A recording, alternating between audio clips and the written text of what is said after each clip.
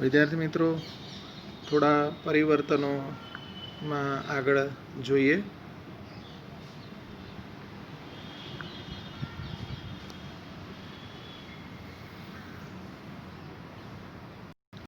એસાઇડમાંથી N acetyl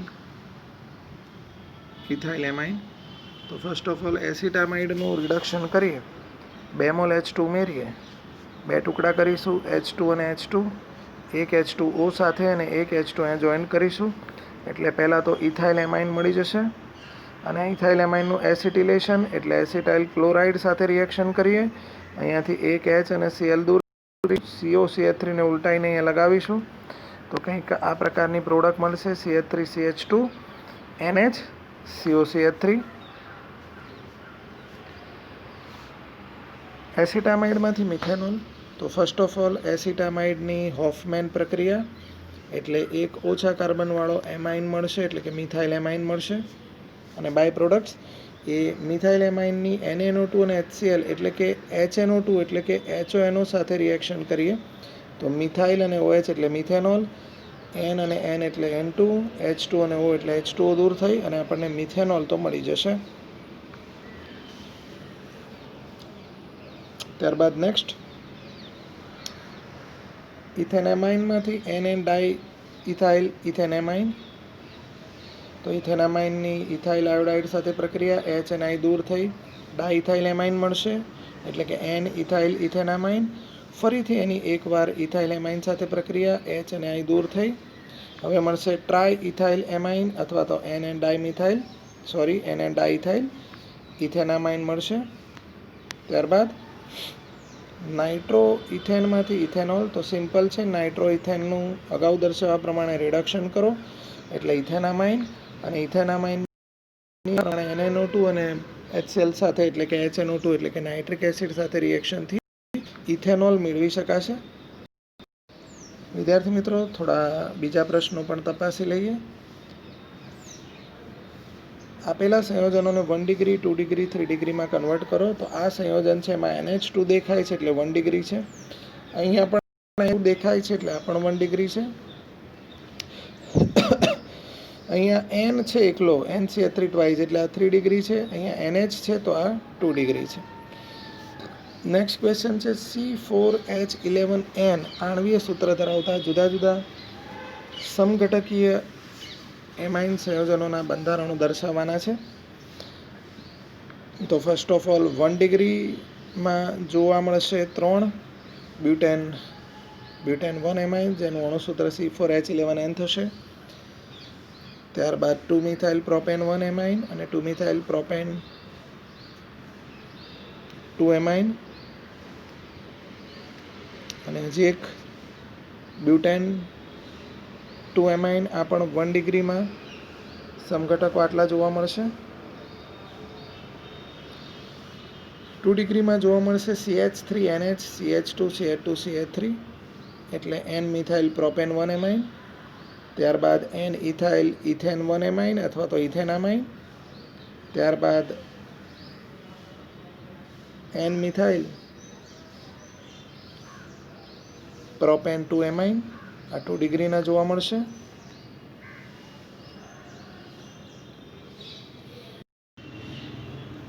એ જ રીતે 3 ડિગ્રીમાં આ પ્રકારનું એક સંયોજન જોવા મળશે, NN ડાયમિથાઇલ ઇથેનામાઇન.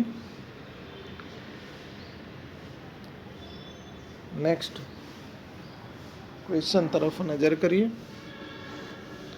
ઉપર જે સમઘટકો દર્શાવ્યા છે એમાંથી જુદી જુદી જોડીઓ કયા પ્રકારની સમઘટકતા દર્શાવે છે તો એ જોઈએ. તો અગાઉ આપણે જે સંયોજનો દર્શાવ્યા એ પૈકી આ 3 સંયોજનો જે છે એમાં શૃંખલા સમઘટકતા છે કારણ કે અણુસૂત્રો સરખા છે, બંધારણ જુદા જુદા અને શાખાઓની સંખ્યા જુદી છે. ત્યારબાદ આ 2 સંયોજનો સ્થાન સમઘટકતા અહીંયાથી દર્શાવીશું કારણ કે એમાં ક્રિયાશીલ સમૂહના સ્થાન જુદા જુદા છે. ત્યારબાદ આ 3 જે 2 ડિગ્રીમાં બતાવ્યા એમાં મેટામેરિઝમ જે આપણે 11 પહેલા અણુસૂત્રો સરખા, બંધારણીય સૂત્રો જુદા જુદા અને ક્રિયાશીલ સમૂહ સાથે જોડાયેલી આલ્કાઇલ શૃંખલાઓ જુદી જુદી હોય. ત્યારબાદ ક્રિયાશીલ સમૂહ સમઘટકતા, એમાં 1 ડિગ્રી 2 ડિગ્રી અને 3 ડિગ્રી એમાઇન એટલે ક્રિયાશીલ સમૂહ અલગ તરી આવે છે.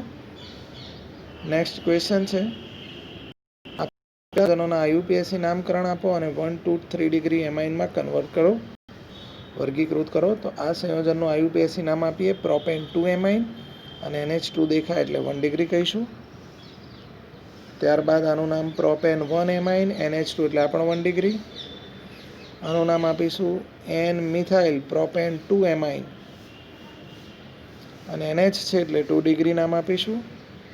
આનું નામ IUPAC માં થશે 2 મિથાઇલ, 3 કાર્બનની શૃંખલા એટલે પ્રોપેન, એના બીજા પર એમાઇન એટલે 2 મિથાઇલ પ્રોપેન 2 એમાઇન અને 1 ડિગ્રી થશે. ત્યારબાદ N મિથાઇલ બેન્ઝીનામાઇન 2 ડિગ્રી થશે. અહીંયા થશે N ઇથાઇલ N મિથાઇલ ઇથેનામાઇન અને એકલો N છે એટલે 3 ડિગ્રી. અહીંયા થશે 1 2 3 4 5 અને 6 એટલે 3 પર બ્રોમિન છે એટલે 3 બ્રોમો બેન્ઝીનામાઇન થશે અને NH2 છે એટલે 1 ડિગ્રી થશે. ત્યારબાદ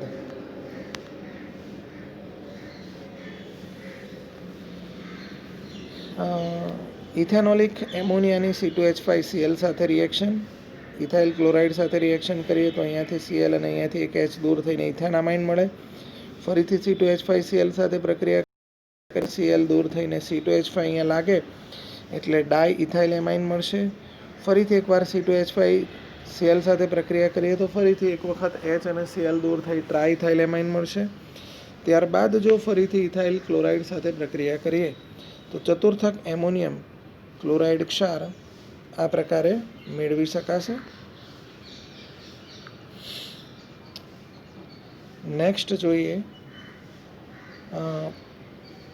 4 નાઇટ્રો ટોલ્યુઇનમાંથી 2 બ્રોમો બેન્ઝોઇક એસિડ. તો અગાઉ આપણે જોઈ ગયેલા છે પણ એકવાર રિપીટેશન છે, જો જોઈ લઈએ. 4 નાઇટ્રો ટોલ્યુઇનનું બ્રોમિનેશન કરીએ એસિટિક એસિડની હાજરીમાં તો પેરા સ્થાન અને ઓર્થો સ્થાન પર ઓક્યુપાય થાય બ્રોમિન, પણ પેરા સ્થાન તો પહેલેથી ઓક્યુપાય છે તો બ્રોમિન લાગશે ઓર્થો પર એટલે 2 બ્રોમો 4 નાઇટ્રો ટોલ્યુઇન. રિડક્શન કરીશું તો NO2 ની જગ્યાએ NH2 આવી જશે જે અગાઉ આપણે જોઈ ગયા છે. અને એનું ડાયઝોટાઇઝેશન કરીશું એટલે NH2 ની જગ્યાએ N ડબલ બોન્ડ NCl અને ત્યારબાદ એનું જળ વિભાજન કરીશું એટલે અહીંયાથી નીકળી જશે અને 2 ટોલ્યુઇન મળશે. અને ત્યારબાદ એનું ઓક્સિડેશન કરીશું તો 2 બ્રોમો બેન્ઝોઇક એસિડ મળશે. અહીંયા બે રિએક્શન ભેગી બતાવી છે, એક જળ વિભાજન અને એક ઓક્સિડેશન.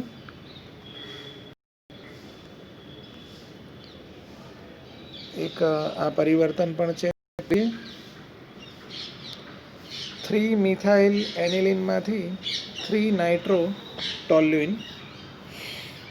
તો ફર્સ્ટ ઓફ ઓલ જોઈએ 3 મિથાઇલ એનિલિન, એની ડાયઝોટાઇઝેશન પ્રક્રિયા કરીએ 273 થી 278 કેલ્વિન તાપમાને એટલે અહીંયા N ડબલ બોન્ડ NCl આવશે આ પ્રકારે. તો આનું નામ આપીશું 3 મિથાઇલ બેન્ઝીન ડાયઝોનિયમ ક્લોરાઇડ. ત્યારબાદ એની HBF4 એટલે કે ફ્લોરોબોરિક એસિડ સાથે પ્રક્રિયા કરીએ તો અહીંયાથી એક Cl અને અહીંયાથી એક H દૂર થઈને BF4 અહીંયા લાગશે. તો કંઈક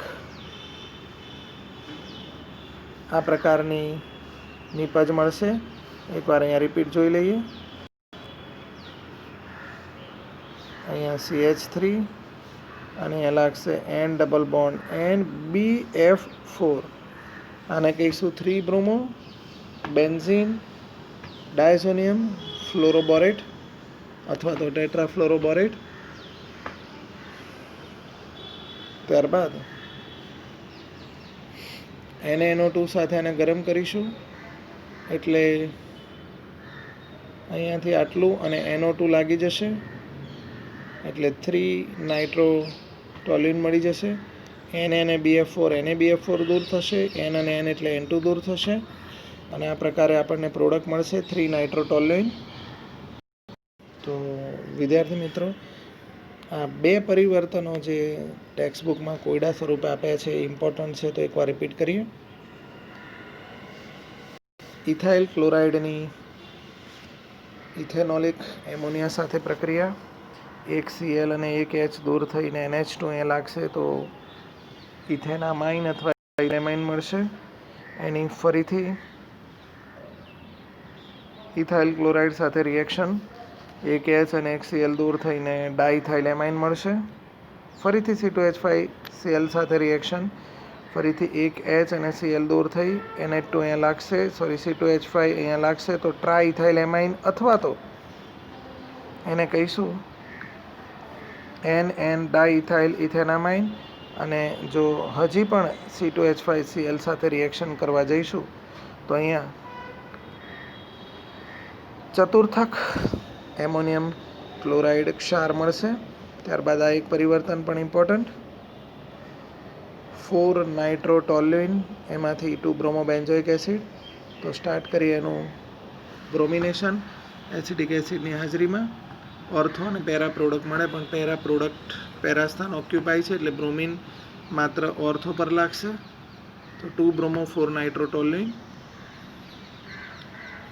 ત્યારબાદ રિડક્શન SN પ્લસ HCl વડે, એટલે 3 મોલ H2 અહીંયા આવશે, એક H2 અને 2 H2 ભાગ પડશે, એમાંના 2 H2 2 O સાથે એટલે 2H2O સ્વરૂપે, અને એક H2 અહીંયા લાગશે એટલે NH2 થઈ જશે. તો આનું નામ થઈ જશે 4 નાઇટ્રો 2 બ્રોમો ટોલ્યુઇન.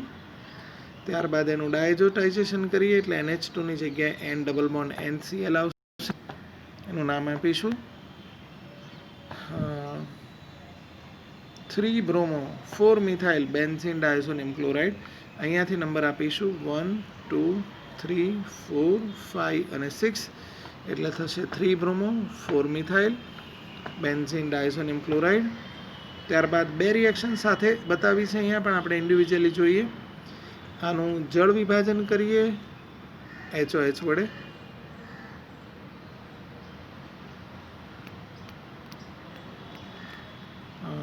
તો જળ વિભાજન HOH વડે અથવા તો CH3 CH2OH વડે કરીએ, અથવા તો હાઇપોફોસ્ફરસ વડે, પણ આપણે લઈએ CH3CH2OH વડે. તો અહીંયાથી H2 દૂર કરી કાઢો અને CH3COH બચો એટલે CH3CHO સ્વરૂપે દૂર થશે. જે H2 દૂર કર્યો એમાંથી 2 H, એક HCl સાથે જતો રહેશે, N અને N એટલે N2 દૂર થઈ જશે, અને આ H અહીંયા લાગી જશે એટલે અહીંયાથી N ડબલ બોન્ડ NCl નીકળી જશે. અને ત્યારબાદ સાથે સાથે એનું ઓક્સિડેશન કરીએ એટલે CH3ની જગ્યાએ COOH ગ્રુપ આવશે, અને આ રીતે 2 બ્રોમો બેન્ઝોઇક એસિડ આપણને મળી જશે. આ પણ એકવાર જોઈ લઈએ. 3 મિથાઇલ એનિલિનમાંથી 3 નાઇટ્રોટોલ્યુઇન. તો સિમ્પલ છે, એનિલિનની ડાયઝોટાઇઝેશન પ્રક્રિયા એટલે N ડબલ બોન્ડ NCl આવશે, એટલે 3 મિથાઇલ બેન્ઝીન ડાયઝોનિયમ ક્લોરાઇડ. ત્યારબાદ ફ્લોરોબોરિક એસિડ સાથે પ્રક્રિયા એટલે 3 મિથાઇલ બેન્ઝીન ડાયઝોનિયમ ટેટ્રાફ્લોરોબોરેટ, અને એની NaNO2 સાથે રિએક્શન કરીએ, ગરમ કરીશું એટલે નાઇટ્રો ગ્રુપ લાગી જશે, એટલે આનું નામ થઈ જશે 3 નાઇટ્રોટોલ્યુઇન.